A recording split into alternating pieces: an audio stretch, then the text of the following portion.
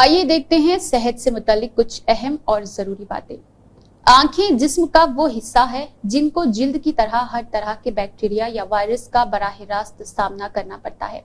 اس وجہ سے ان جراثیموں کے باعث ان میں انفیکشن ہونے کے امکانات بہت زیادہ ہوتے ہیں۔ آنکھوں کے انفیکشن کی اکثر اقسام بہت تیزی سے پھیلنے والی ہوتی ہے اور کسی بھی انسان سے دوسرے انسان میں تیزی سے منتقل بھی ہوتی ہے۔ اس میں آنکھوں کا سفید حصہ سرخی مائل گلابی ہو جاتا ہے۔ آج کل بچے اور بڑے سبھی آنکھوں کے انفیکشن میں مبتلا دکھائی دے رہے ہیں۔ آنکھوں میں ہونے والے خارش کی بنیادی طور پر دو وجوہات ہو سکتی ہے، جن میں ایک الرجی اور دوسرا انفیکشن۔ آنکھوں میں خارش اور سرخی ظاہر ہونے کی صورت میں سب سے پہلے اس بات کا تعین کرنا ضروری ہے کہ کیا یہ الرجی ہے یا پھر انفیکشن ہے۔ عام طور پر آنکھوں میں خارش اور سرخی کی بنیادی وجوہات کچھ اس طرح ہو سکتی ہے۔ اگر سال کے کسی مقررہ وقت میں ہمیشہ آپ کی آنکھوں میں خارش ہو یا سرخی ہو تو اس کا مطلب ہے کہ آپ اس موسم سے الرجی کا شکار ہے۔ عام طور پر ایسا بہار کے موسم میں ہوتا ہے جب زیادہ تر افراد ہوا میں پولن گرین کی موجودگی کے سبب پولن الرجی کا شکار ہو جاتے ہیں۔ یہ پاکستان میں فروری سے اپریل کے دوران ہو سکتی ہے۔ یاد رکھیں، انفیکشن کی صورت میں صرف آنکھوں میں سرخی دیکھنے میں آتی ہے، جبکہ الرجی کی صورت میں آنکھوں میں ہونے والی الرجی اور خارش کے ساتھ چھینکیں اور ناک سے پانی بہنا جیسی علامات ہو سکتی ہے۔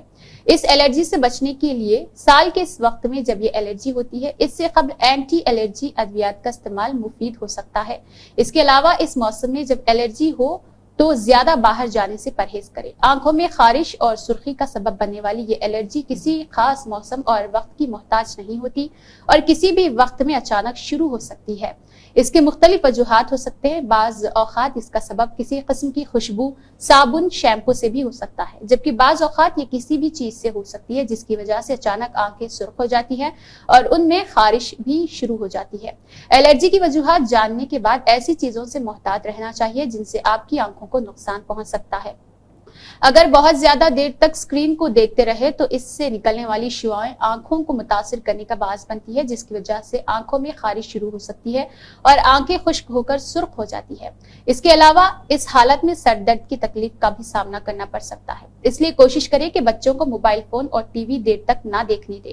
یاد رکھیں، انفیکشن کے علاج کے لیے ڈاکٹر کے مشورے سے اینٹی بایوٹک کا استعمال ضروری ہوتا ہے۔